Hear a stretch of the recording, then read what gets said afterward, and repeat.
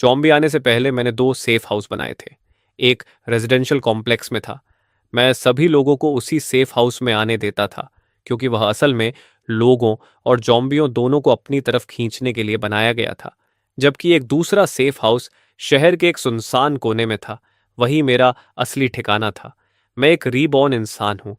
अपनी पिछली जिंदगी में मुझे जॉम्बियों ने काट लिया था। जिस आदमी को मेरी माँ ने दया करके बचाया था, उसी ने मुझे बांधकर जॉम्बियों के झुंड में फेंक दिया था। और मेरे दयालु माँ बाप को भी उन्होंने झड़ देकर निशाना बनाया। आखिर में उन्होंने हमारा शेल्टर भी हथिया लिया। रीबर्थ के पहले ही दिन मैं पागलों की तरह हर तरह का कैंड फूड, बॉटल्ड वाटर और जरूरी सामान खरीदने लगा। मैंने रेनोवेशन वर्कर्स को भी बुला लिया। सबसे ऊपर वाली मंजिल को पूरी तरह बंद करके सप्लाईज रखने के लिए इस्तेमाल किया गया। मेरी पड़ोसी डोंग शनलियंग, जिसके नाम में ही काइंडनेस का मतलब छिपा था, लेकिन उसका स्वभाव बिल्कुल उल्टा था। पिछली जिंदगी में हम कई सालों तक पड़ोसी रहे थे। जब जॉम्बियों ने इलाके को घेर लिया था, तब मेरे माता पिता ने हमारे घर का राशन निकालकर डोंग शानलियांग के परिवार में बांट दिया था। यहाँ तक कि उनके परिवार के लोग भी हमारे घर में आकर साथ रहने लगे थे। लेकिन बाद में डोंग शनलियांग ने पूरा ठिकाना ही हथिया लिया। सिर्फ शेल्टर और सप्लाईज पर कब्जा ही नहीं किया, बल्कि हमारे परिवार को बाहर जाकर नए सामान ढूंढने के लिए भी मजबूर किया। फिर उसने मुझ पर हमला कर दिया। मुझे बांधने के बाद उसने मेरे माता पिता को धमकी दी कि अगर वे बाहर जाकर सप्लाईज नहीं लाएंगे तो मुझे मार डालेगा। आखिरकार मेरे माता पिता के पास बाहर जाने के अलावा कोई रास्ता नहीं बचा, और जब वे बार बार बाहर गए तो एक दिन उनकी मुलाकात चौंबियों से हो गई। मैं कमरे में बंद था। नीचे से उनकी चीखें साफ सुनाई दे रही थीं। मैं बेबस होकर देखता रहा कि कैसे उन्हें काट लिया गया और वे चलते फिरते मुर्दे बन गए। बाद में मैं उनकी आखिरी ढाल बन गया। जब जॉम्बियों ने उन्हें चारों तरफ से घेर लिया, तब उन्होंने मुझे ही जॉम्बियों के झुंड में फेंक दिया ताकि उनका ध्यान मेरी तरफ चला जाए। अब जब डोंग शनलियांग ने मुझे फिर से पागलों की तरह खरीदारी करते देखा, तो वह अनुभवी इंसान बनने का नाटक करते हुए मुझे समझाने लगा, याओशान, क्या कर रहे हो तुम? इतनी सारी चीजें क्यों खरीद रहे हो? मैं बता रहा हूं, ये सब खाना सेहत के लिए अच्छा नहीं है। उसके साथ मौजूद लोग भी हाँ में हाँ मिलाने लगे, लेकिन मैंने मजबूर मुस्कान के साथ जवाब दिया, इन चीजों की जरूरत पड़ेगी। कुछ दिनों में कोई बड़ी आपदा आ सकती है, इसलिए थोड़ा ज्यादा तैयार हो रहा हूं। इतना कहते हुए भी मेरे फोन पर ऑर्डर करने की रफ्तार जरा भी कम नहीं हुई। मुझे ऐसे देखकर डोंगशनलियांग ने दूसरों से कहा, आजकल के नौजवान पूरे दिन मेहनत नहीं करते, बस ऑनलाइन शॉपिंग करना जानते हैं। उसे फिर से लोगों के सामने दिखावा करते देखकर मैं मन ही मन हंस पड़ा। जितना नाटक करना है कर लो, कुछ दिनों बाद तुम्हें नाटक करने का मौका नहीं मिलेगा। मैंने हिसाब लगाया। जॉम्बियों के आने में 3 दिन से भी कम समय बचा था। मुझे जल्दी से जल्दी और सप्लाईज इकट्ठी करनी थी। और सिर्फ इकट्ठा ही नहीं करना था, बल्कि दिखावा भी करना था। मैं चाहता था कि पूरी कॉलोनी को पता चल जाए कि मेरे घर में बहुत सारा खाना रखा हुआ है। मैंने रूफटॉप शेल्टर के लिए भी काफी सामान जमा किया। जहां तक मेरे माता पिता का सवाल था, रीबर्थ के तुरंत बाद मैंने उन्हें हमारे गांव भेज दिया था। हमारा गांव पहाड़ों के बीच था, जहां अनगिनत खाइयां और गुफाएं थीं। जमीन में कोई भी गड्ढा खोदो तो वह गुफानुमा घर बन जाता था। ये केव ड्वेलिंग सर्दियों में गर्म और गर्मियों में ठंडे रहते थे। साथ में एक सेलर भी था, जो किसी स्वर्ग से मिले सैंक्चुएरी जैसा था। मेरे जैसे रीबॉर्न इंसान के लिए वह जगह समय, स्थान और परिस्थितियों का परफेक्ट मेल थी। इसलिए मुझे अपने माता पिता की कोई चिंता नहीं थी। अब समय था थोड़ा मजा लेने का। डोंग शानलियांग और उसके परिवार के साथ पिछली जिंदगी की सारी भयावह यादें अब भी मेरे दिमाग में ताजा थीं। अगर रिबर्थ के बाद भी मैं बदला न लूं, तो यह मेरे स्वभाव के खिलाफ होता। बड़ी मात्रा में सामान खरीदने के साथ साथ मैंने आसपास कई सर्वेलेंस कैमरास भी लगवा दिए, जो रिमोट वॉइस कम्युनिकेशन कर सकते थे। एक तरफ वे मेरे भागने में मदद करने वाले थे, और दूसरी तरफ चुपचाप जॉम्बियों को सही दिशा में खींचने का काम भी करने वाले थे। देखते ही देखते 2 दिन गुजर गए। शेल्टर की तैयारी पूरी करने के बाद उसी रात, जब किसी का ध्यान नहीं था, मैं गाड़ी लेकर अपने माता पिता के पास निकल पड़ा। पहाड़ों के बीच घुमावदार रास्तों से गुजरते हुए कई मोड़ों के बाद मैं अपने पुराने घर की केव ड्वेलिंग तक पहुंचा। मेरी जिद पर केव ड्वेलिंग के बाहर एक और मिट्टी का टीला बनाकर उसे ढक दिया गया था। दूर से देखने पर कोई भी यह नहीं पहचान सकता था कि वहां कोई रहने की जगह है। बाहरी मिट्टी के ढेर को पार करने के बाद grade A explosion proof door, explosion proof glass और इलेक्ट्रिफाइड ग्रिड लगे हुए थे। कमरे की सभी दीवारों और दूसरे हिस्सों को भी मजबूत किया गया था। लेकिन यह सब सिर्फ एक दिखावा था। असली रेफ्यूज जमीन के नीचे बने बेसमेंट में था। किसी को भी अंदाजा नहीं हो सकता था कि बेसमेंट सीधे सेलर से जुड़ा हुआ है। सेलर बेसमेंट को केंद्र बनाकर आसपास दो परित्यक्त सुरंगें भी थीं। अगर हालात बिगड़ जाते तो उन अंडरग्राउंड रास्तों में छिपना आसान था। मैंने वहां भरपूर फ्रेश वाटर, पोटैटोज और दूसरी जरूरी सप्लाईज जमा कर रखी थी। इस तरह अगर एक व्यवस्था फेल हो जाए तो दूसरी जगह जाया जा सकता था। एक समझदार इंसान हमेशा कई योजनाएं बनाकर चलता है।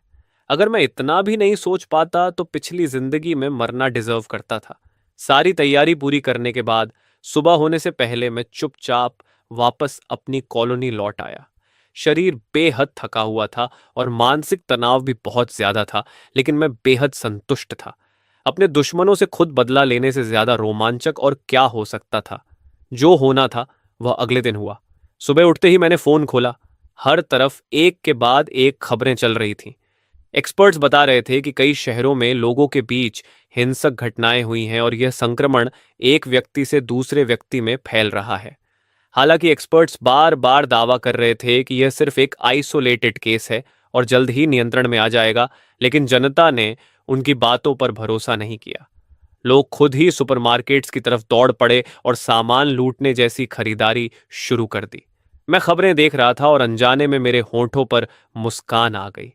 इस समय सुपरमार्केट जाना मौत को बुलाने जैसा था। अगर अंदर किसी एक व्यक्ति को भी संक्रमण हो गया तो इतनी भीड़ में कोई कैसे बच सकता था? और जैसा मैंने सोचा था बिल्कुल वैसा ही हुआ। अगले दिन बड़े पैमाने पर ज़ॉम्बी आउटब्रेक शुरू हो गया। वायरस फैलने के बाद पहली खेप के ज़ॉम्बी सड़कों पर निकल पड़े। वे चलते फिरते मुर्दों की तरह सामने दिखने वाले हर जीवित इंसान पर हमला कर रहे थे।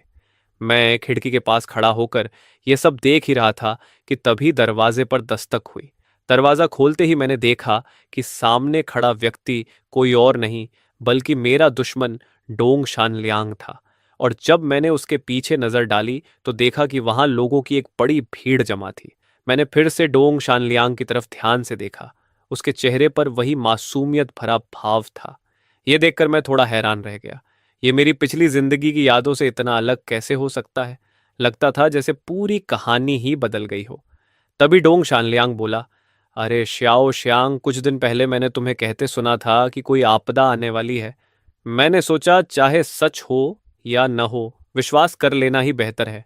इसलिए मैंने अपने सारे रिश्तेदारों को बुला लिया। लेकिन हमारे पास ज्यादा खाना नहीं है। और देखो, तुम्हारे यहाँ तो कितना सामान रखा हुआ है। बोलते समय उसकी नजर बार बार मेरे घर के अंदर झांक रही थी, लेकिन मुझे कोई फर्क नहीं पड़ता था। मैंने जानबूझकर लिविंग रूम में कैनड फूड और ब्रेड के ढेर लगा रखे थे। उन्हें देखते ही सबकी आंखें चमक उठीं। एक पल में सभी के असली चेहरे सामने आ गए। कोई बोला, वाह श्याओ श्यांग तो कमाल का निकला, पहले से इतनी तैयारी कर रखी है। दूसरा बोला, हाँ अब तो हमें किसी बात की चिंता नहीं है। कोई डोंग शानलियांग की तारीफ करते हुए बोला, आखिर अंकल डोंग ही सबसे समझदार निकले। उन्हें पहले से पता था कि यहाँ इतना अच्छा रिफ्यूज है। फिर सबने राहत की सांस लेते हुए कहा, अब हम बच गए। बात करते करते वे लोग सीधे घर के अंदर घुसने लगे। ये देखकर मैं मन ही मन हंस पड़ा। सच ही कहते हैं, जैसा परिवार वैसा ही व्यवहार। डोंग शानलियांग हकलाते हुए बोला, श्याओ श्यांग, देखो हम सब पड़ोसी हैं, लेकिन मुझे उसके इरादे समझने के लिए सोचने की जरूरत ही नहीं थी। वो अपने सारे रिश्तेदारों और दोस्तों को मेरे घर में ठूंसना चाहता था, लेकिन यही तो मैं चाहता था। मेरे पीछे जो घर था वह उनका स्वर्ग नहीं बल्कि उनके लिए तैयार किया गया एक पिंजरा था। डोंग शनलियांग अपने सभी प्रियजनों को साथ लेकर आया था और यही मेरी योजना का हिस्सा था। यह सोचकर मैंने तुरंत उनका स्वागत किया, सारे कमरों के दरवाजे खोल दिए और कहा, आइए आइए, आप सब ब्रदर डोंग के रिश्तेदार हैं तो मेरे भी रिश्तेदार हुए। अंदर आइए, कोई झिझक मत कीजिए, जो कमरा पसंद हो चुन लीजिए। मेरी बात सुनते ही डोंग परिवार और बाकी लोग उत्साह से भर गए। कुछ ही देर में मेरा घर पूरी तरह अस्त व्यस्त हो गया। हर कोई अपना पसंदीदा कमरा चुनने लगा।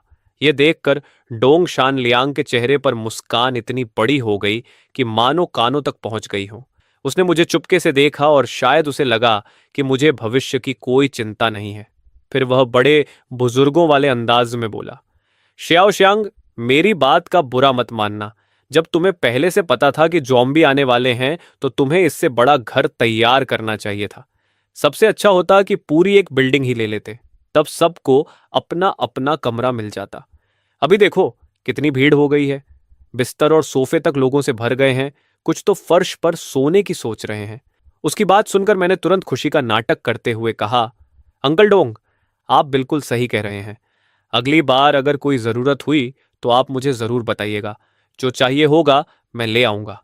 वह दिखावे में बोला, अरे नहीं नहीं, मुझे कैसे शर्मिंदा कर रहे हो। लेकिन जाते जाते वह कैंड फूड से भरा एक बैग उठाकर ले गया। मैंने उसे बाहर जाते और दरवाजा बंद करते देखा। उसी पल मेरी आंखें ठंडी हो गईं।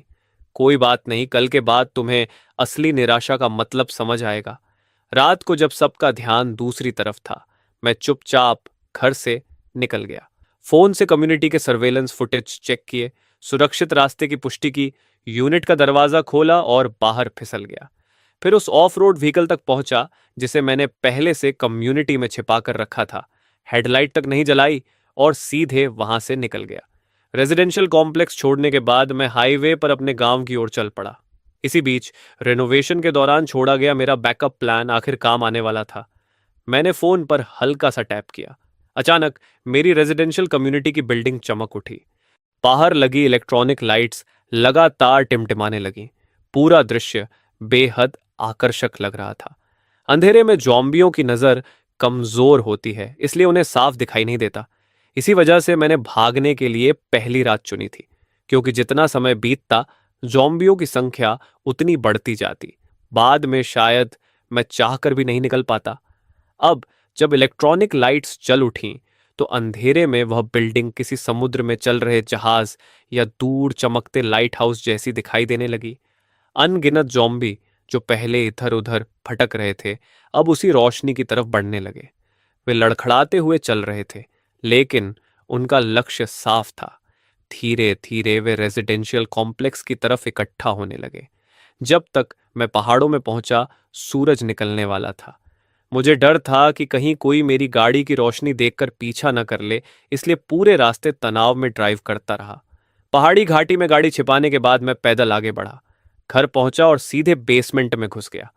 तभी मेरे माता पिता ने राहत की सांस ली। माँ ने मुझे देखते ही कहा, तुम्हें पता है बाहर कितना खतरा है, फिर भी वहां क्यों गए थे? पिता भी बोले, अब तुम बड़े हो गए हो, तुम्हें रोक नहीं सकते, लेकिन याद रखना, अगर कभी खतरा दिखे तो जितनी दूर भाग सकते हो भाग जाना। इतना कहकर माँ मेरे लिए खाना बनाने चली गई। ये देखकर मेरा दिल भर आया। पिता कुछ नहीं बोले, लेकिन उनकी आंखों में छिपी चिंता साफ दिखाई दे रही थी। खाना खाने और आराम करने के बाद मैंने फोन पर सर्वेलेंस फुटेज चालू की। अब असली तमाशा शुरू होने वाला था। सुबह होते ही मेरे घर में रह रहे सभी लोग जाग गए। चारों तरफ मुझे ढूंढा गया, लेकिन तब उन्हें पता चला कि मैं पहले ही जा चुका हूं। इससे भी बुरी बात यह थी कि पूरी बिल्डिंग को ज़ॉम्बियों ने 3 परतों में घेर लिया था। मैंने बाहर लगे सर्वेलेंस कैमरास की फुटेज देखी। रेजिडेंशियल कॉम्प्लेक्स की सड़कें लगभग पूरी तरह ज़ॉम्बियों से भर चुकी थीं। यह देखकर मैंने संतोष की सांस ली। सब कुछ योजना के मुताबिक चल रहा था। दूसरी तरफ मेरे घर में हड़कंप मचा हुआ था। पहले तो सब लोग मेरे गायब होने से परेशान थे, लेकिन जब उन्होंने देखा कि पूरी बिल्डिंग ज़ॉम्बियों से घिरी हुई है और कुछ ज़ॉम्बी यूनिट के दरवाजे तोड़ने की कोशिश कर रहे हैं, तो अफरा तफरी और बढ़ गई। जब डोंग शानलियांग मेरे कमरे में आया तो उसके चेहरे की पहले वाली घमंडी मुस्कान गायब हो चुकी थी। उसकी जगह अब केवल उदासी और चिंता थी। मैंने फोन खोला। हर न्यूज़ हेडलाइन ज़ॉम्बियों से भरी हुई थी। सड़कों पर हर तरफ खून के निशान थे। ज़ॉम्बियों की दहाड़ और बचे हुए लोगों की चीखें लगातार सुनाई दे रही थीं। पूरा माहौल बेहद डरावना था। मुझे इसमें कोई शक नहीं था, सिर्फ मैं ही नहीं, डोंग शान लियांग और उसके लोग भी अब पूरी सच्चाई समझ चुके थे। शायद उनकी ज्यादा चीख पुकार और शोर शराबे की वजह से नीचे मौजूद ज़ॉम्बियों को ऊपर इंसानों की मौजूदगी का एहसास हो गया था। वे और भी ज्यादा उग्र हो गए और लहरों की तरह ऊपर बढ़ने लगे। अच्छी बात यह थी कि अभी ज़ॉम्बियों की संख्या उतनी ज्यादा नहीं थी और वे लोग ऊपरी मंजिलों पर रह रहे थे, इसलिए फिलहाल ज़ॉम्बी अंदर घुस नहीं पा रहे थे। ये देखकर वहां मौजूद सभी लोगों ने कुछ देर के लिए राहत की सांस ली। हालांकि बाहर का माहौल बेहद खतरनाक था, लेकिन फिलहाल वे अभी सुरक्षित थे। तभी डोंग शानलियांग ने सबको संबोधित करते हुए कहा, इस समय बाहर हर जगह ज़ॉम्बी भरे पड़े हैं। कोई भी बाहर मत जाना। जब तक हम बाहर नहीं निकलेंगे तब तक हम सुरक्षित रहेंगे। बस धैर्य रखो और रेस्क्यू का इंतजार करो। एक पल में ही डोंग शनलियांग सबका सहारा और नेता बन गया। उसने लोगों को निर्देश देना शुरू कर दिया।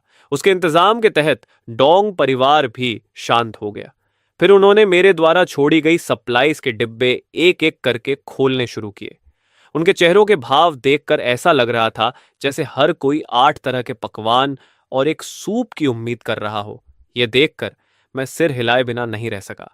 इस हालत में भी इन्हें बचत करना नहीं आता। ऐसा लग रहा था जैसे यमराज बुलाने वाले हों और ये लोग पहले से लाइन में लगकर इंतजार कर रहे हों। रात के खाने का समय आया। खाना खाने के बाद मेरे माता पिता आराम करने चले गए। मैं चुपचाप बाहर निकला, अपने साथ बिनोक्यूलर और नाइट विजन गॉगल्स लेकर।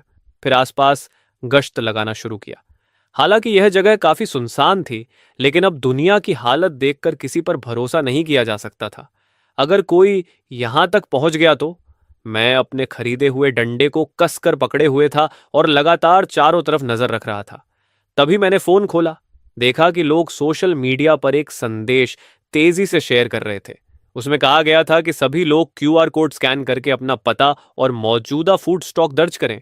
बाद में ड्रोन्स के जरिए नियमित रूप से सप्लाईज पहुंचाई जाएंगी। बड़ी संख्या में सर्वाइवर्स उस पोस्ट को शेयर कर रहे थे और सभी को जल्दी से फॉर्म भरने के लिए कह रहे थे। लेकिन मैंने रजिस्टर नहीं किया।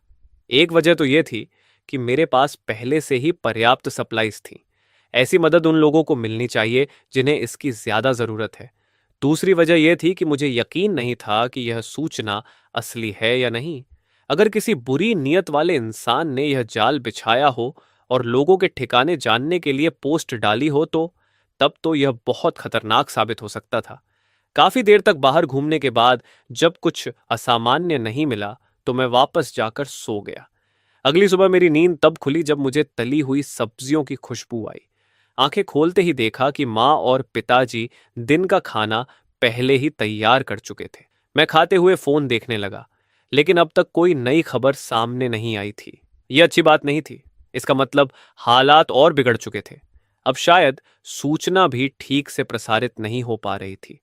फिर मैंने सर्वेलेंस कैमरास चालू किए और डोंग परिवार की हालत देखने लगा। रात को वे लोग ठीक से सो नहीं पाए थे। उन्हें आधी रात में समझ आया कि पूरी बिल्डिंग अंधेरे में इतनी चमक क्यों रही थी।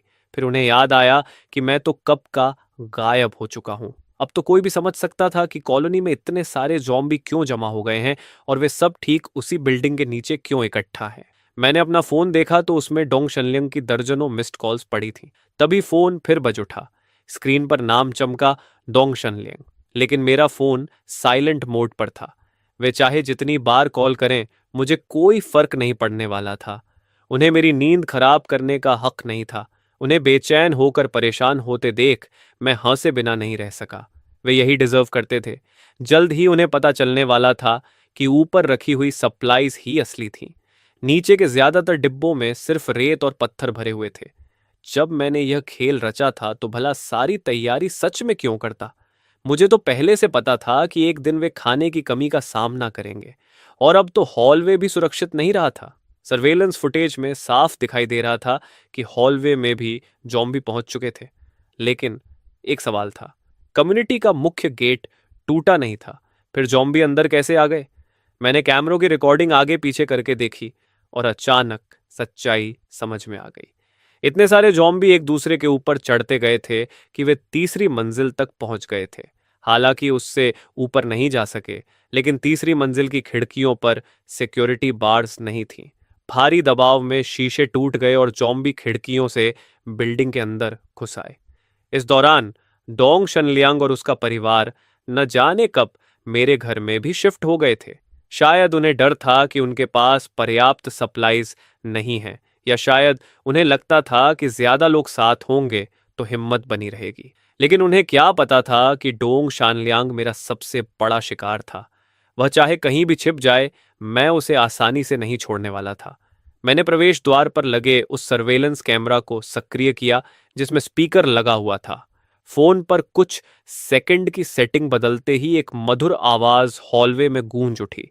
उसी क्षण ऐसा लगा मानो सभी ज़ॉम्बियों को अपना लक्ष्य मिल गया हो। वे एक के बाद एक ऊपर की तरफ दौड़ पड़े और दरवाजे पर पूरी ताकत से धमाके करने लगे। लगातार पड़ती चोटों की आवाज सुनकर अंदर मौजूद सभी लोग बुरी तरह घबरा गए। हर किसी का चेहरा ऐसे हो गया जैसे बिल्ली की पीठ के सारे बाल खड़े हो गए हों। डोंग शानलियांग भी घबराया हुआ था, लेकिन उसके पास कोई उपाय नहीं था। बाहर चारों तरफ ज़ॉम्बियों ने घेरा डाल रखा था। तभी कमरे में मौजूद एक आदमी अचानक रोने लगा। उसकी रोने की आवाज ने ज़ॉम्बियों को और उग्र कर दिया।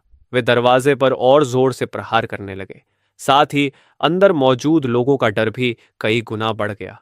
तभी किसी ने चिल्लाकर कहा, रोना बंद करो। अगर ऐसे ही रोते रहे तो तुम्हें बाहर फेंक दूंगा और ज़ॉम्बियों का खाना बना दूंगा। लेकिन यह सुनकर वह आदमी और जोर जोर से रोने लगा। उसके माता पिता भी सामने आ गए और बोले, वह सिर्फ डरा हुआ है, उससे क्या परेशानी है तुम्हें? कुछ ही पलों में जो परिवार अभी तक प्यार और एकता का दिखावा कर रहा था, वह आपस में लड़ने को तैयार हो गया। ये देखकर मेरे मन में एक नया विचार आया। संकट के समय सारे नियम और नैतिकताएं अपना असर खो देती हैं। अगर ऐसा है तो मैं इस बड़े परिवार का न्यायाधीश बनूंगा। पिछली जिंदगी में जो कर्ज उन्होंने मुझ पर छोड़ा था, अब उसे चुकाने का समय आ गया था। मैंने मोबाइल मॉनिटरिंग का रियल टाइम कम्युनिकेशन फीचर चालू किया और उस आदमी के लिए मौत का फरमान सुनाया। मैं नहीं चाहता था कि वह आदमी इतनी आसानी से जीवन बिताए। मैंने कैमरे के जरिए कहा, अगर तुम लोग ज़ॉम्बियों का खाना नहीं बनना चाहते तो मुझे एक संतोषजनक जवाब दो। मेरी आवाज सुनते ही कमरे में सन्नाटा छा गया। सभी लोग आवाज के स्रोत को ढूंढने लगे। तभी उन्हें समझ आया कि यह आवाज सर्वेलेंस कैमरा से आ रही है। इंसान स्वार्थी होता है, खासकर तब जब उसकी अपनी जान खतरे में हो। डोंग शानलियांग निर्दयी था और डोंग परिवार भी उससे अलग नहीं था। कुछ क्षणों की खामोशी के बाद सबकी नजर उस आदमी और उसके परिवार पर टिक गई। किसी के चेहरे पर दया थी, किसी पर नफरत, तो कोई पूरी तरह उदासीन था। वजह भी साफ थी। जब से वह आदमी घर में आया था, उसने सबसे अच्छा कमरा अपने कब्जे में कर लिया था। खाने के समय वह सबसे अच्छे मांस और सब्जियां अपनी प्लेट में डाल लेता था। दो कौर खाने के बाद अगर स्वाद पसंद नहीं आता तो सीधे कूड़ेदान में फेंक देता था। उसकी इन हरकतों ने पहले ही सबको नाराज कर रखा था। सिर्फ परिवार का लिहाज करके लोग अब तक चुप थे, लेकिन अब वह सबकी सुरक्षा के लिए खतरा बन चुका था। ऐसे में भला कोई उस पर नरमी क्यों दिखाता? तभी कोई गुस्से से चिल्लाया, तुम जैसे आदमी को 1000 टुकड़ों में काट देना चाहिए, तुम्हारा अच्छा अंजाम नहीं होगा। ये सुनते ही उस आदमी का परिवार उसे अपने पीछे छिपाते हुए गालियां देने लगा और उसकी रक्षा करने लगा। लेकिन ऐसा लग रहा था कि उन्हें अभी भी हालात की गंभीरता पूरी तरह समझ नहीं आई थी। वे लोग अब भी बेधड़क गालियां दे रहे थे। ये देखकर मैं हंस पड़ा। मैंने कुछ नहीं कहा, लेकिन फोन पर अपनी तैयारी जारी रखी। मैंने दूर से ही अपने घर के इलेक्ट्रॉनिक लॉक को अनलॉक करने का कमांड भेज दिया। तभी एक ठंडी इलेक्ट्रॉनिक आवाज गूंजी, remote unlocking in progress, please double check whether the lock is unlocked. यह आवाज सुनते ही कमरे में मौजूद सभी लोग डर से जम गए। लेकिन डोंग शनलियांग सबसे पहले संभला। वह 100 मीटर दौड़ने वाली रफ्तार से उस परिवार की तरफ भागा। पहुंचते ही उसने दाजुआंग को घूंसों और लातों से पीटना शुरू कर दिया। कुछ ही पलों में उसका चेहरा सूजकर लाल हो गया। डोंग शानलियांग की इस हरकत से डजुआंग का परिवार भड़क उठा, खासकर उसकी मां। वह धड़ाम से जमीन पर बैठ गई और रोते चिल्लाते हुए हंगामा करने लगी। तभी डोंग शानलियांग गरजा, चुप हो जाओ, क्या तुम सबको मरवाना चाहती हो? उसकी यह बात सुनकर ऐसा लगा जैसे वह सबकी सुरक्षा के लिए खड़ा हुआ कोई नायक हो। उसकी बातों में डजुआंग का परिवार ऐसा दिख रहा था मानो वे कोई बड़े अपराधी हों, और डोंग शानलियांग खुद सबको बचाने वाला इंसान।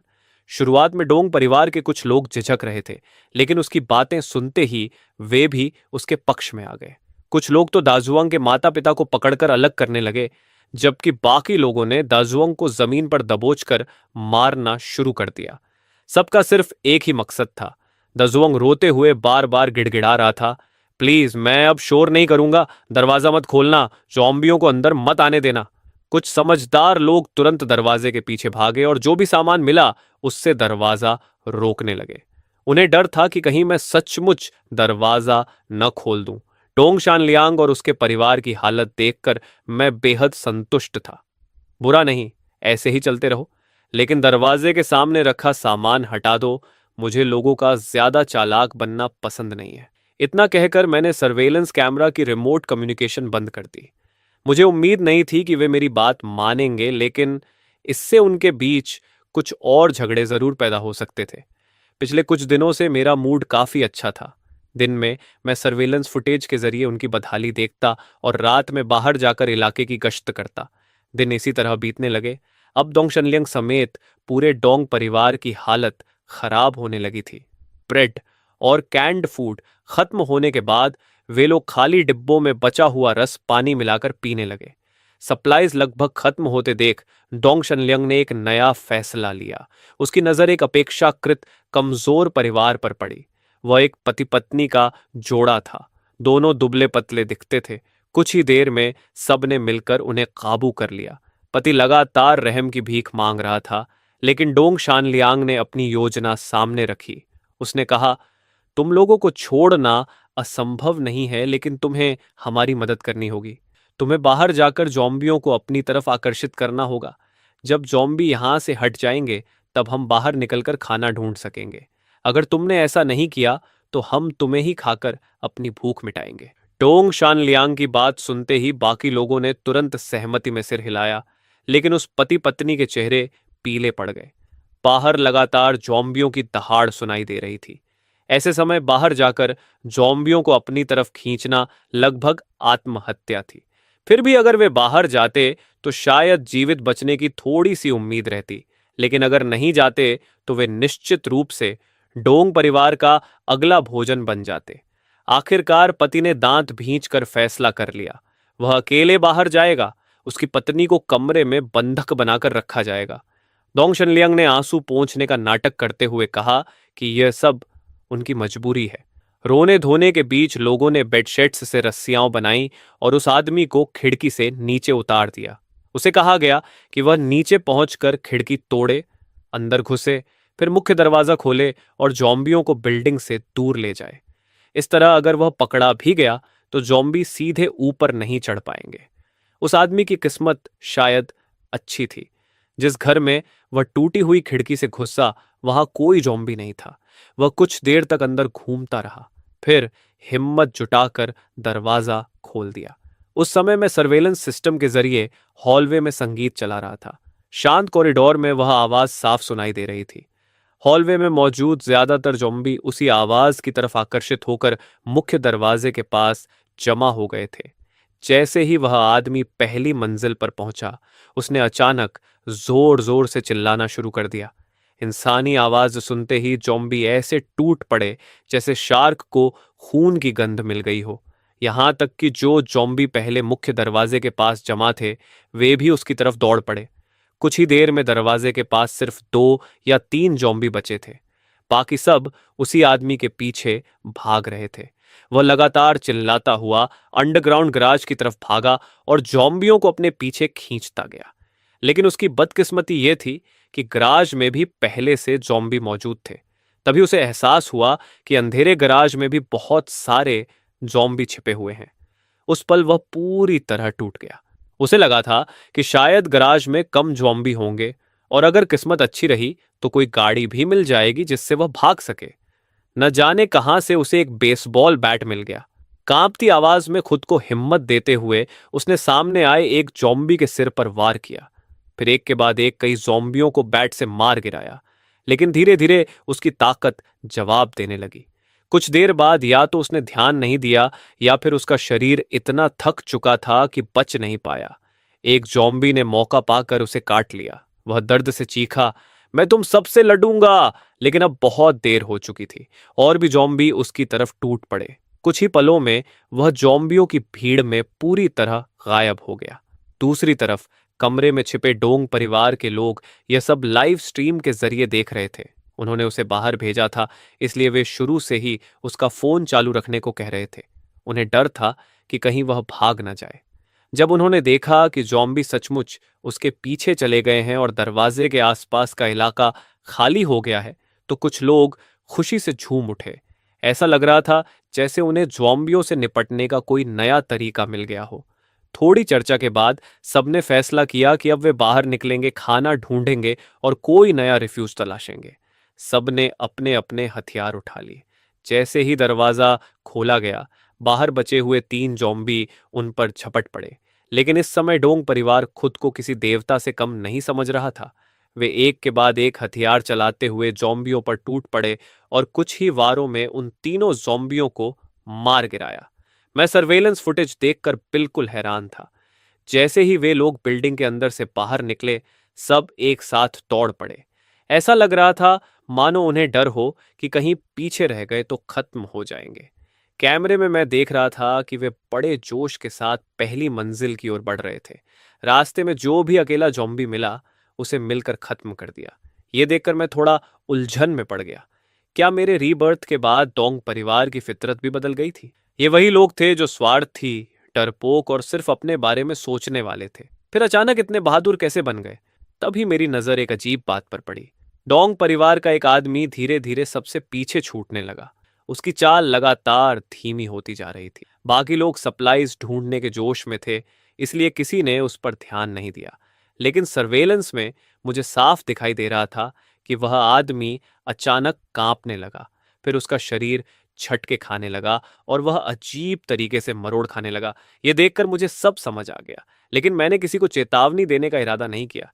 मेरी नज़र में ये लोग इंसान नहीं बल्कि राक्षस थे, जो अपने ही लोगों को नुकसान पहुंचा सकते हैं। वे किसी भी हद तक जा सकते हैं। इससे पहले सभी लोग देख चुके थे कि युवा पति ज़ॉम्बियों को अंडरग्राउंड गैराज की तरफ ले गया था। इसलिए पहली मंजिल पर पहुंचते ही उन्होंने गैराज का रास्ता बंद कर दिया ताकि ज़ॉम्बी वापस ऊपर ना आ सकें। नीचे ज़ॉम्बियों का ध्यान भटकाने के लिए उन्होंने उस युवक की पत्नी को भी दूसरी दिशा में धकेल दिया था। लेकिन एक बात वे कभी नहीं समझ पाए, उनमें से कुछ लोग पहले ही संक्रमित हो चुके थे। जब ज़ॉम्बियों का खून, शरीर के तरल पदार्थ या घावों का संक्रमण शरीर में प्रवेश कर जाता है, तो इंसान बहुत जल्दी संक्रमित हो जाता है। ठीक उसी समय जब डोंग परिवार अपार्टमेंट का दरवाजा खोलकर चुपचाप निकल रहा था, पीछे चल रहा संक्रमित आदमी पूरी तरह ज़ॉम्बी में बदल गया। एक ही पल में वह सामने वाले आदमी पर टूट पड़ा। उसके गिरते ही जो चीख निकली, उसने आसपास के सभी ज़ॉम्बियों को आकर्षित कर लिया। अभी कुछ देर पहले तक आत्मविश्वास से भरा डोंग परिवार अचानक घबरा गया। उन्होंने देखा कि चारों तरफ से ज़ॉम्बी फिर से इकट्ठा होने लगे हैं। उनके मन में सवाल उठने लगा, क्या वे सच में बाहर निकल पाएंगे? ऐसे समय में फिर से डोंग शनलियांग सामने आया। उसने 2 वार में ही उस संक्रमित डोंग परिवार के सदस्य को मार गिराया और फिर सबका हौसला बढ़ाने लगा। उसने चिल्लाकर कहा, अब कमरे में कोई खाना नहीं बचा है। अगर हम वापस लौटे तो सिर्फ भूख से मरने का इंतजार करेंगे। इससे बेहतर है कि जान जोखिम में डालकर बाहर निकलें और सप्लाईज ढूंढें। अभी भी हमारे पास बचने का मौका है। हम इतने लोग हैं, आखिर किस बात से डर रहे हो? डोंग शानलियांग की जोशीली बातों ने फिर से सबका हौसला बढ़ा दिया। लोग चिल्लाने लगे, सही कहा, हम इतने सारे हैं, हमें किसका डर? डोंग शनलियांग की गर्जना के साथ सब आगे बढ़े। ऐसा लग रहा था मानो सबको एड्रेनलिन का इंजेक्शन लग गया हो। वे हथियार लहराते हुए आगे दौड़ पड़े। शायद सभी जानते थे कि उम्मीद बहुत कम है, लेकिन बैठे बैठे मरने से तो लड़कर मरना बेहतर था। शुरुआत में डोंग परिवार ने कई ज़ॉम्बियों को मार गिराया, लेकिन दुर्भाग्य से कॉलोनी में पहले से ही बहुत सारे ज़ॉम्बी मौजूद थे।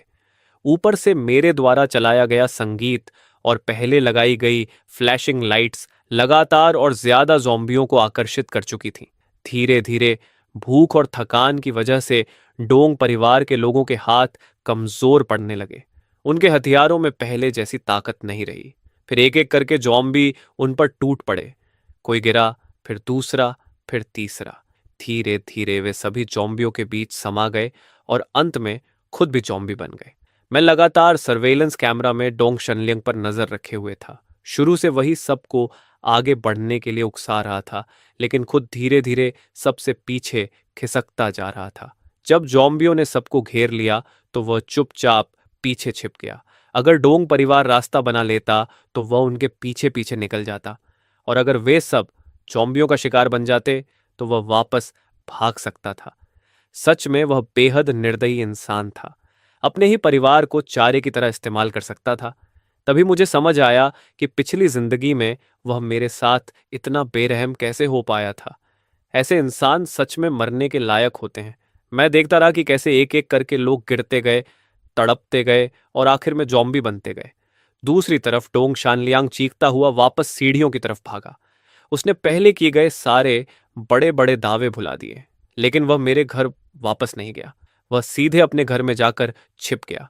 जैसे ही उसने दरवाजा खोला और बंद किया, मैंने कैमरे में एक झलक देखी। उसके घर में अब भी बहुत सारा खाना रखा हुआ था। यह बूढ़ा लोमड़ी सच में चालाक निकला। शुरू से ही उसे डर था कि कहीं उसके घर का खाना दूसरों को पता न चल जाए, इसलिए वह डोंग परिवार के बाकी लोगों के साथ मेरे घर में छिपा था। उसे पता था कि उसके पास अब भी आखिरी ट्रम्प कार्ड मौजूद है, इसलिए वह आखिर तक बचा रहा। वह हमेशा हालात के हिसाब से आगे बढ़ता और पीछे हटता था। लेकिन क्या डोंग शानलियांग सच में सोचता था कि अपने घर में छिपकर सुरक्षित रह जाएगा? मैंने कम्युनिटी ओनर्स ग्रुप खोला और उसमें एक संदेश भेजा।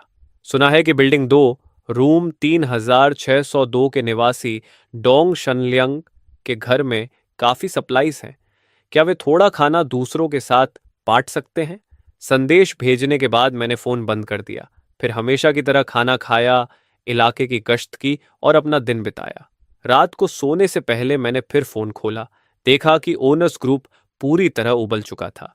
कई लोग डोंग शनलियांग को टैग करके मदद मांग रहे थे, लेकिन वह लगातार इनकार कर रहा था। उल्टा वह लोगों को मेरे घर में मौजूद सप्लाईज की बातें बताने लगा। ये देखकर मैंने सीधे सर्वेलेंस फुटेज ग्रुप में भेज दी। वही वीडियो डोंग शनलियांग की कमर तोड़ने वाली आखिरी चोट साबित हुई। वीडियो में साफ दिख रहा था कि कैसे उसने पूरे डोंग परिवार को छोड़ दिया था और खुद जान बचाकर भाग गया था। साथ ही दरवाजा खोलते समय पीछे रखे बड़े बड़े चावल के बोरे भी कैमरे में साफ दिखाई दे रहे थे। इतने दिनों से लोग घरों में बंद थे। खाने लायक हर चीज खत्म हो चुकी थी। कुछ लोग तो भूख मिटाने के लिए सोफे का चमड़ा तक उबाल कर खा रहे थे। जॉम्बियों के डर को दबाने के लिए लोग किसी तरह जिंदा रहने की कोशिश कर रहे थे। मैंने जानबूझकर वह वीडियो भी भेजा जिसमें दिख रहा था कि जॉम्बियों को कैसे मारा जा सकता है। लोग लगभग भूख से मर रहे थे। जब उन्होंने देखा कि जॉम्बियों को हराना नामुमकिन नहीं है और डोंग शनलियांग के घर में अब भी इतना खाना मौजूद है, तो उनके मन में लालच और उम्मीद दोनों जाग उठी। ग्रुप चैट में भले ही उस समय कोई कुछ नहीं कह रहा था, लेकिन मुझे यकीन था कि रात होने का इंतजार हर कोई कर रहा है। अंधेरी रात, तेज हवा और भूखे लोग। किसी के घर पर धावा बोलने का इससे बेहतर समय नहीं हो सकता था। आखिर ज्यादा लोगों को जीने का मौका मिलना चाहिए, है ना? रात होते ही मैंने जानबूझकर सारी लाइट्स और आवाजें बंद कर दी। अब कॉलोनी के जॉम्बी किसी एक जगह इकट्ठा नहीं होंगे और न ही वे जानबूझकर हॉलवे में घुसेंगे। असली खेल अब शुरू होने वाला था। अंधेरे में मैंने साफ देखा कि रेजिडेंशियल कॉम्प्लेक्स के जंगल जैसे हिस्से में कई परछाइयां तेजी से भाग रही थी। लोग आ चुके थे। लगता था कि उन्होंने आपस में कोई समझौता कर लिया था। उन्होंने बिल्डिंग के प्रवेश द्वार पर घूम रहे कुछ जॉम्बियों को मिलकर जल्दी से निपटा दिया। उसके बाद यूनिट गेट के अंदर घुसते ही उन्होंने अंदर से दरवाजा बंद कर दिया ताकि पीछे से कोई जॉम्बी चुपके से अंदर ना आ सके। सर्विलांस फुटेज में उन्हें इतनी सावधानी और चालाकी से काम करते देख मुझे थोड़ा मजा आ रहा था। मैं मन ही मन सोच रहा था, अगर आना ही था तो सीधे घुस जाते। इतनी नौटंकी की क्या जरूरत थी? थोड़ी ही देर में वे डोंग शानलियांग के घर के बाहर पहुंच गए। उनमें से एक आदमी को ताले खोलने का अनुभव था। उसने जेब से एक पतली लोहे की तार निकाली और ताले से छेड़छाड़ शुरू कर दी। लेकिन अफसोस, डोंग शानलियांग भी पूरी तरह तैयार था। मैंने वीडियो ग्रुप में डालने के काफी समय बाद ही उसने अपने घर का दरवाजा और मजबूत कर लिया था। सिर्फ बाहर से लॉक नहीं किया था, बल्कि अंदर से भी उसे जाम कर दिया था और दरवाजे के पीछे भारी सामान लगा रखा था। जैसे ही बाहर वालों ने ताला खोलने की कोशिश शुरू की, घर के अंदर बैठे डोंग शानलियांग के होश उड़ गए। उसे पता था कि अगर दरवाजा टूट गया तो उसकी मौत तय है, चाहे ये लोग उसे मारें या फिर जॉम्बी, अंजाम एक ही था। वह अंदर से गिड़गिड़ाने लगा, बड़े भाइयों, मेरे घर में सच में ज्यादा खाना नहीं है, मुझे छोड़ दो। लेकिन यह कहते हुए भी वह समय खरीद रहा था। साथ ही फ्लैशलाइट की रोशनी नीचे की तरफ मारकर जॉम्बियों को आकर्षित करने की कोशिश कर रहा था, ताकि वे यूनिट गेट तक पहुंच जाए और उसे बचा लें। घर के अंदर से आवाज सुनकर बाहर वाले कुछ पल के लिए रुक गए। फिर जो उनका नेता लगता था वह बोला, हम बस कुछ खाने के लिए आए हैं, कोई और मतलब नहीं है। थोड़ा खाना दे दो, हम तुरंत चले जाएंगे। डोंग शानलियांग फिर रोने धोने लगा। मेरे पास सच में कुछ नहीं है, कृपया मुझे छोड़ दो। दोनों तरफ खींचतान चल ही रही थी कि मैंने सर्विलांस फुटेज से रिकॉर्ड किया हुआ वह वीडियो, जिसमें डोंग शनलियंग फ्लैशलाइट से जॉम्बियों को उनकी तरफ बुला रहा था, फिर से ओनर्स ग्रुप में भेज दिया। वीडियो देखते ही बाहर खड़े लोग आग बबूला हो गए। उनमें से एक गरजा, हम यहां तुझसे बात करने आए हैं और तू पीछे से हमें मरवाने की कोशिश कर रहा है। इसके बाद फुसफुसाकर कुछ बात हुई और उन्होंने फैसला कर लिया कि अब कोई बातचीत नहीं होगी। वे सीधे अंदर घुसेंगे। रात के सन्नाटे में शोर दूर तक जाता है, इसकी परवाह के बिना उन्होंने औजार निकाले और कुछ ही मिनटों में पूरा दरवाजा उखाड़ दिया। अब रास्ते में कोई दरवाजा नहीं था। हालांकि डोंग शानलियांग ने पीछे भारी सामान लगा रखा था, लेकिन बाहर वालों ने काम बांट रखा था। कुछ लोग सामान हटाने लगे और थोड़ी देर में रास्ता साफ हो गया। अब कमरे के अंदर सिर्फ डोंग शानलियांग बचा था, जो लिविंग रूम में कांपता हुआ बैठा था। नेता, ताला खोलने वाला आदमी, एक हट्टा कट्टा आदमी और एक लंबा पतला आदमी घर के अंदर घुसे। अंदर का नजारा देखकर उनकी आंखें चमक उठीं। घर में हर तरह का राशन और सामान मौजूद था। वे लोग तुरंत अपना सामान भरने लगे। तभी डोंग शानलियांग घिसटता हुआ उनके पास आया, नेता की टांग पकड़कर रोने लगा। लेकिन नेता ने उसे लात मारकर दूर गिरा दिया और बोला, घर में इतना खाना छिपा कर रखा था और हमें एक दाना देने की भी नहीं सोची। अच्छा हुआ, अब हम तुम्हारा थोड़ा बोझ हल्का कर देते हैं। वे बातें करते जा रहे थे और उनके हाथ लगातार राशन अपने बैकपैक्स में भर रहे थे। लेकिन डोंग शनलियांग भी कोई साधारण इंसान नहीं था। लात खाकर गिरने के बाद वह चुपचाप पड़ा रहा। जब सब लोग राशन भरने में व्यस्त हो गए और उनकी सावधानी कम हो गई, तभी उसने अचानक छिपाया हुआ हथियार निकाला और सीधे उस हट्टे कट्टे आदमी पर हमला कर दिया। वह आदमी दर्द से चीख उठा। सब कुछ इतना अचानक हुआ कि बाकी लोग कुछ पल के लिए स्तब्ध रह गए। फिर वे सब डोंग शानलियांग पर टूट पड़े और उसे मारना शुरू कर दिया। साथ ही उसे बांध दिया ताकि वह दोबारा कोई हरकत न कर सके। जब वे लोग राशन उठाकर निकलने वाले थे, तभी उनकी नजर एक बंद कमरे पर पड़ी। कमरे का दरवाजा बंद था और अंदर से हल्की हल्की हरकतों की आवाज आ रही थी। सबने एक दूसरे की तरफ देखा और आखिरकार लॉकर मास्टर को दरवाजा खोलने के लिए कहा। जैसे जैसे ताला खुलने की आवाज गूंज रही थी, अंदर मौजूद चीजें भी बेचैन होती जा रही थीं। आखिरकार क्लिक की आवाज आई और दरवाजा खुल गया। लॉकस्मिथ पीछे मुड़कर कुछ कहने ही वाला था कि अचानक एक परछाई पीछे से उस पर झपटी। जबरदस्त ताकत से उसे जमीन पर गिरा दिया गया। वह गाली देने ही वाला था कि उसकी गर्दन में तेज दर्द उठा। उसने सिर उठाने की कोशिश की। उसकी आंखों के सामने सब कुछ लाल होने लगा। फिर उसका शरीर कांपा और धीरे धीरे वह खड़ा हो गया। उसी समय नेता और लंबा पतला आदमी आखिर समझ गए कि हुआ क्या है। कमरे के अंदर जॉम्बी थे। उन्होंने तुरंत दो जॉम्बियों को मार गिराया, लेकिन राहत की सांस लेने से पहले ही एक छोटा जॉम्बी कमरे से बाहर कूद पड़ा और सीधे लंबे पतले आदमी की बांह पर काट लिया। सब कुछ इतनी तेजी से हुआ कि कोई प्रतिक्रिया नहीं कर पाया। नेता ने तुरंत उस छोटे जॉम्बी को लात मारकर दूर फेंक दिया और दोनों फिर लड़ने लगे। सर्वेलेंस फुटेज देखते हुए मैं भी हैरान रह गया। क्या जबरदस्त मोड़ था। उन दोनों जॉम्बियों को मैं पहचानता था। उनमें से एक डोंग शानलियांग की पत्नी थी और दूसरा उसका बच्चा। यह सोचकर मेरी रीढ़ में ठंडक दौड़ गई। मुझे पहले से पता था कि डोंग शानलियांग इंसानियत से खाली है, लेकिन मैं नहीं जानता था कि वह इतना निर्दयी होगा। उसके अपने बच्चे के जॉम्बी बनने के बाद भी उसके चेहरे पर दुख की एक झलक तक नहीं थी। मैं होश में आया और डोंग शानलियांग की तरफ देखने लगा, लेकिन वहां कोई नहीं था। वह गायब हो चुका था। मैंने तुरंत हॉलवे का सर्वेलेंस फुटेज निकाला। तब पता चला कि डोंग शनलियांग लड़खड़ाता हुआ नीचे की तरफ भाग चुका था। उसी समय कमरे में मौजूद बाकी लोगों को भी एहसास हो गया कि वह गायब है। किसी के पास सोचने का समय नहीं था।